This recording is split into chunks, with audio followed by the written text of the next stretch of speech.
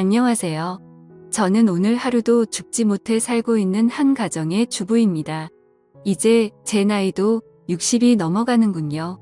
그동안 별일 다 겪었지만 30년 전 제가 겪었던 일은 지금도 잊혀지지가 않습니다. 그때 저희 가족은 여름 휴가로 가평에 놀러 가게 되었습니다.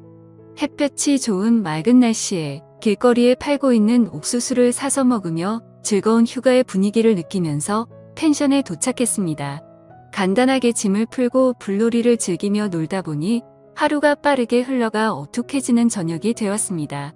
남편은 저와 딸이 맛있게 먹을 수 있도록 숯불에 고기를 굽기 시작했고, 저는 된장찌개와 딸이 먹을 수 있는 햄도 구우면서 배고프다는 딸 입에 밥과 햄을 쏙 넣어주었어요. 그렇게 배부르게 저녁 식사를 마치고 저희 가족은 잠시 소화도 시킬 겸 동네 한 바퀴를 돌고 있었는데, 가로등 불빛에 빗방울이 한두 방울씩 떨어지기 시작하더군요. 하늘을 보니 몇 분 전까지만 해도 하늘을 빼곡히 채운 별빛들은 사라지고 컴컴한 하늘만 보였습니다. 더 많은 비가 쏟아질 것 같아 최대한 빠르게 집에 들어갔고, 잠시 후 엄청난 폭우가 쏟아지기 시작했습니다. 앞이 안 보일 정도로 붉은 빗방울이 내리기 시작하면서 휴가 온 저희는 아쉬움에 창문만 보고 있었어요. 그렇게 아침에 일어나 보니 보슬비가 내리긴 했지만 거의 비가 그친 상태였고, 딸은 잠시 밖에 나가고 싶다며 아침 일찍부터 일어나 펜션 주인이 키우는 강아지인지 꼬리치고 있는 계집을 보며 저를 보채기 시작했습니다. 결국 멀리 가지 말라고 말을 함과 동시에 급하게 밖으로 뛰어나갔어요. 남편은 짐을 싸고 있었고, 저는 아침을 준비하며 강아지와 함께 놀고 있는 딸을 불렀는데, 몇 번을 불러도 아무런 대답이 없길래 이상해서 밖으로 나가보니 어딜 갔는지 방금 전까지만 해도 있던 딸이 없어졌어요. 너무 놀라 남편을 불렀고 주변을 뛰어다니며 정신없이 찾아다녔지만 결국 찾지 못했습니다. 아침에 딸과 나는 몇 마디의 대화가 마지막일 거라고 전혀 생각하지 못한 저는 오열하다 정신을 잃었고, 결국 그때 당시 6살이었던 딸은 저희 곁으로 다시는 돌아오지 못했어요. 너무 큰 충격으로 제정신이 아닌 세월을 살아온 저와 남편은 언젠가는 찾겠지, 언젠가는 만날 날이 있겠지 생각하며 희망을 가지고 하루하루 버티면서 살아왔어요. 그렇게 살아오다 보니 어느덧 30년이라는 시간이 지나버렸어요. 그만큼 저와 남편도 세월 앞에 장사 없다고 60대가 되어버렸어요. 그러면서 시간이 흐른 만큼 딸에 대한 기억도 희미해지고 그리움의 감정도 무뎌지고 있었어요. 지금 만나게 된다면 40을 바라보고 있을 나이일 텐데 존재를 알 수 없으니 생각하면 할수록 가슴이 미어져 왔어요. 그렇게 언제 올지 모르는 딸을 기다리며 삶을 살아오고 있는데 갑자기 저희 집 문을 누군가 두드리기 시작했어요. 저녁밥을 차리고 있던 남편과 저는 아무도 찾아오지 않을 시간에 문을 두드리니 이상하게 생각했고, 제가 현관으로 나가 누구냐고 물어봐도 대답이 없자 그냥 무시하고 돌아섰는데, 현관 밖에서 엄마라고 말을 하고 있는 목소리가 제 귀에 맴돌았습니다. 저는 순간 몸이 멈추었고 엄마라고 들렸던 목소리에 제 심장이 뛰기 시작했습니다. 너무 놀라 급하게 현관문을 열었고, 제 앞에 서 있던 여자는 저를 보면서 눈물을 흘리며 엄마라고 외치고 있었습니다. 갑작스럽게 제 집에 찾아온 여자를 보고는 당황도 하였고, 긴가민가한 상태로 아무 말 없이 얼굴을 보고 있는데, 뒤이어 남편도 달려나오자 남편을 보고 아빠라고 말을 하며 눈물을 흘리고 있었습니다. 현관 앞에 우두커니 서 있게 할 수 없어 일단 집으로 들어오게 했고, 마침 저녁을 먹으려고 준비하고 있었기 때문에 셋이서 저녁을 먹게 되었습니다. 남편과 저는 너무 놀라 셋이서 밥을 먹고 있으면서도 너무 얼떨떨했고, 일단 밥부터 먹고 천천히 대화해보기로 했습니다. 밥이 코로 들어가는지 입으로 들어가는지 모를 정도로 딸이라고 찾아온 여자의 얼굴을 보느라 정신이 없었고, 그렇게 식사를 마치고 과일을 먹으며 하나하나 물어보기 시작했습니다. 저는 우리 집은 어떻게 알고 찾아온 거니? 지금까지 이사 안 간 이유가 언젠가는 찾아오겠지 생각하며 기다리긴 했는데, 여자는 지금은 예전의 기억이 잘 떠오르진 않지만 엄마랑 어렸을 때 펜션에 놀러가서 강아지랑 놀고 싶다고 말했는데, 그때 옆에 지나가는 강아지 보고 뒤따라 가다가 산속으로 들어가게 되면서 길을 잃어버렸어요. 다시 부모님이 있는 쪽으로 돌아가려 했지만 너무 멀리 와버린 건지 찾으려고 하면 할수록 점점 더 깊은 곳으로 들어갔고 날이 어둑해지고 지치게 되면서 정신을 잃었는데 눈을 떠보니 어느 할머니 집에 있었어요. 깨어난 저를 보고는 음식을 챙겨주셨고 그렇게 부모님을 찾아준다는 할머니의 말에 함께 지내게 되었죠. 정말 잘해주셨고 부모님이 오실 때까지 매일 눈물을 흘리며 기다렸는데 할머니께서 부모님이 사고로 세상을 떠나셨다는 말을 하면서 저를 키워주셨어요. 그때 당시 너무 어렸던 저는 잘 몰랐기 때문에 혼자 계셨던 할머니 밑에서 자라오기 시작했어요. 할머니는 외로웠던 자기 옆에 있어줘서 고맙다며 항상 말해줬던 게 기억나네요. 정말 잘해주셨는데 할머니께서 몸이 많이 안 좋으셨는지 저는 결국 고아원에 들어가 성인이 될 때까지 살다 보니 어렸을 적 엄마가 주소를 말해줬던 게 어렴풋이 성수동이라는 동네와 저희 집이 인사주택으로 되어 있다는 것만 기억해 시간이 될 때마다 그런 곳 위주로만 돌아다니면서 동네 주민분들 중 연세 드신 분들에게 돌아가신 부모님 관련된 소식을 듣고 싶어 물어보며 돌아다니며 세월을 보냈는데 동네 주민분들과 대화를 하던 중 그때의 일들을 기억하고 계시는 할머니를 만나게 되면서 부모님께서 살아계시다는 말을 듣게 되었고 여기까지 오게 되었어요. 이 말들을 듣고 있는데 저는 눈물을 흘리고 말았습니다. 과거의 상황들이 하나도 틀리지 않았습니다. 그렇게 바라고 바라던 딸의 얼굴을 볼 수 있었다는 거에 너무 감사했습니다. 동네 주민분들이야 워낙 저희 가정사를 잘 알고 계신 분들이 몇 분 있었기 때문에 그분들 중 한 분과 만나게 된 것 같아 너무 감사했습니다. 더 이상 다른 건 물어볼 필요도 없었습니다. 과거의 일들이 모두 생생하게 떠오르기 시작했고 그때의 미안함 때문에 저는 제 딸의 손을 잡고 고개를 떨며 아무 말도 할 수가 없었습니다. 오랜 세월이 흐른 만큼 어색함도 교차했고 조심스럽게 이런저런 이야기를 하면서 그동안 힘겹게 살아온 딸의 인생을 들으며 너무 소중한 시간을 함께하고 있었습니다.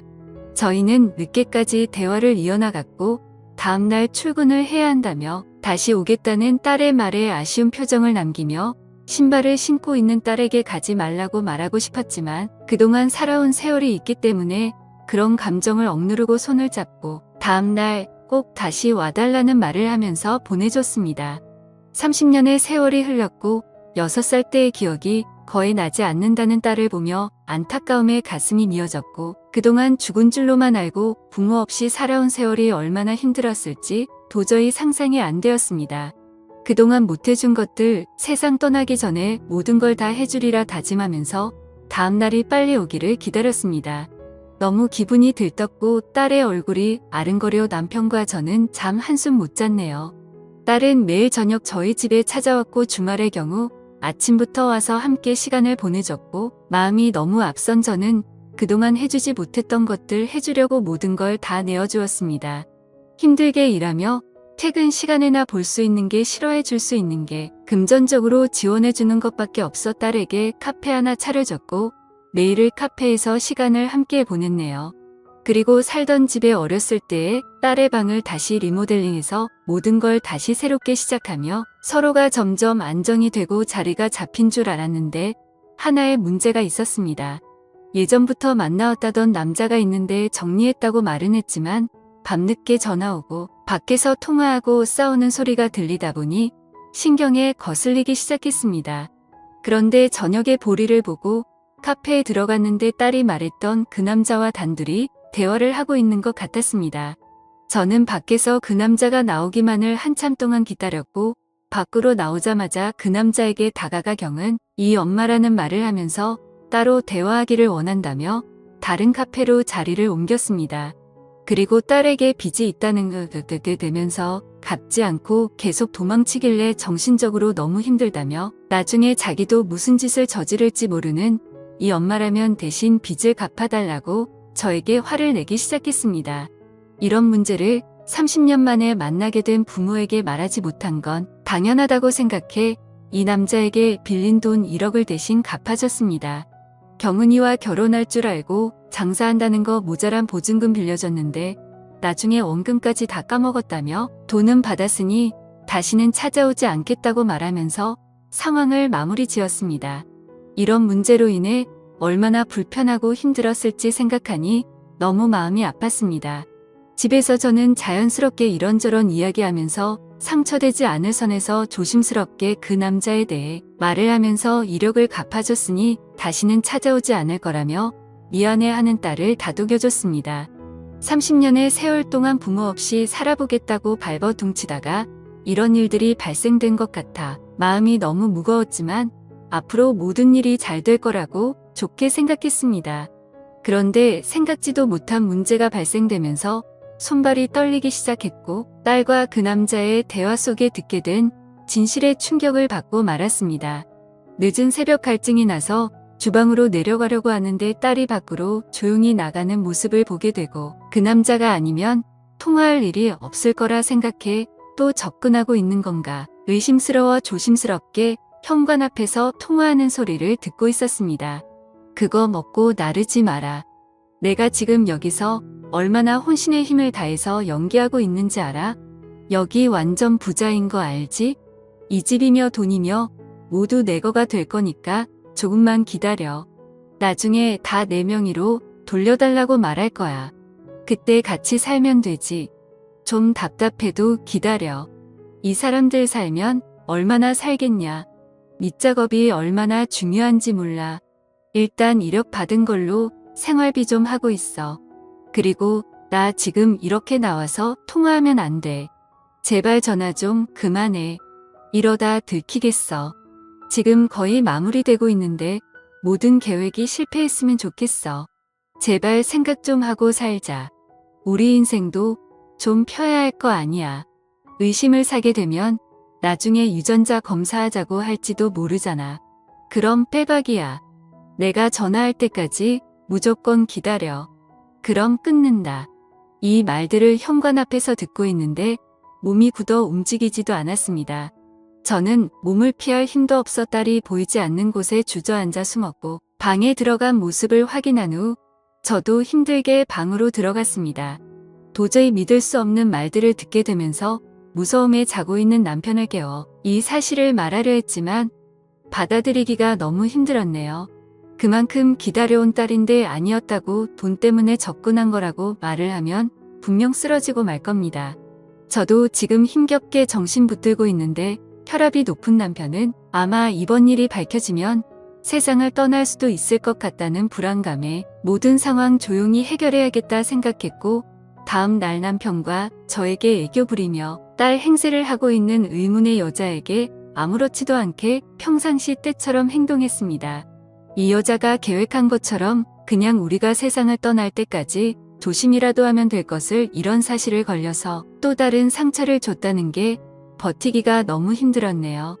남편은 출근하고 의문의 여자도 카페로 출근을 했습니다. 저는 친구들 만나야 한다며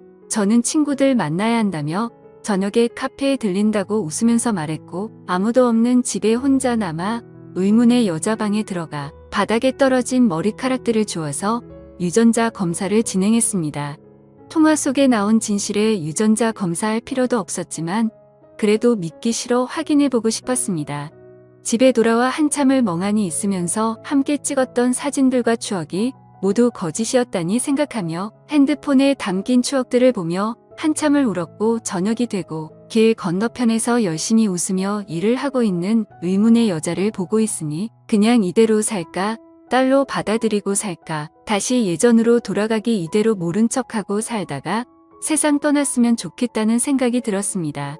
그토록 기다렸던 일들이고 보고 싶었던 딸이었는데 이 모든 사실이 거짓이라도 나 혼자만 사실이라고 믿고 있다면 아무렇지도 않게 살아갈 수 있을 텐데 이런 생각들로 머릿속이 복잡해졌고 결국 카페에 들어갈 수 없었습니다.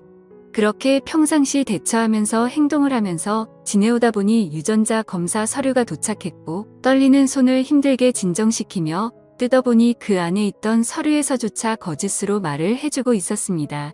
저는 결정을 해야 했고 결국 원래 우리의 삶으로 돌려놔야겠다 생각해 퇴근하는 남편 딸로 만나 차 안에서 조용히 대화를 이어나갔습니다. 그런데 남편에게 듣게 된 더 충격적인 말은 저보다 더 먼저 이 사실들을 알고 있었던 겁니다. 저희 집에 와서 살 때부터 유전자 검사를 진행했었고 사람을 붙여 모든 행동들을 다 관찰하고 있었다며 생각지도 못한 남편의 말들에 너무 놀라고 말았습니다. 제가 그토록 보고 싶어 했던 딸이었기 때문에 차마 말을 할 수 없었다며 정신적으로 힘들어할 저를 생각해 진실이 드러날 때까지 기회를 엿보고 있었다고 대화를 이어나갔습니다. 결국 남편과 저와 둘 다 의문의 여자가 돈 때문에 저희한테 접근한 걸 알게 되었고 남편은 벌써 경찰에게도 이 사실들을 말해놓은 상태로 기회만 엿보고 있었던 겁니다. 그렇게 형사분들과 함께 집에 들어갔고 반갑게 웃으면서 저를 맞아준 딸이라고 생각한 의문의 여자의 팔에 수갑이 채워지면서 모든 상황은 종결되었습니다. 그리고 드디어 저와 만났던 그 남자 또한 잡히게 되었고 너무나 저희 과거를 잘 알고 있었던 의문의 여자의 입에서 나온 말들은 제가 동네에서 지인들과 만나면 과거 딸과 헤어졌던 일들을 자주 말을 하면서 지내왔기 때문에 그런 말들을 녹음하고 계획해서 범행을 저질렀다고 털어놨습니다. 제 입에서 나온 말들로 계획했다는 거에 너무 놀랐고 그 여자와 남자는 사기죄로 구속 조치가 이루어졌네요. 과거의 아픈 기억들을 비유미로 범행을 저지르려고 계획했다는 거에 정신적으로 힘든 시간들을 보내게 되었습니다. 집에 들어와서 자식이라고 생각했던 그 여자와 함께한 화상의 흔적들을 지우면서 아직까지 돌아오지 않은 진짜 딸을 생각하며 눈물을 흘리고 말았습니다. 언젠가 분명 살아있고 엄마 아빠를 찾고 있을 우리 딸 경은아, 만약 이 사연을 접하게 된다면 꼭 연락 바란다. 보고 싶다. 그래도 세상 떠나기 전에 얼굴 한번 보고 싶구나. 어디에서 살고 있던 항상 행복하게 지내고 있길 바란다. 지금까지 제 사연을 읽어주셔서 감사드립니다.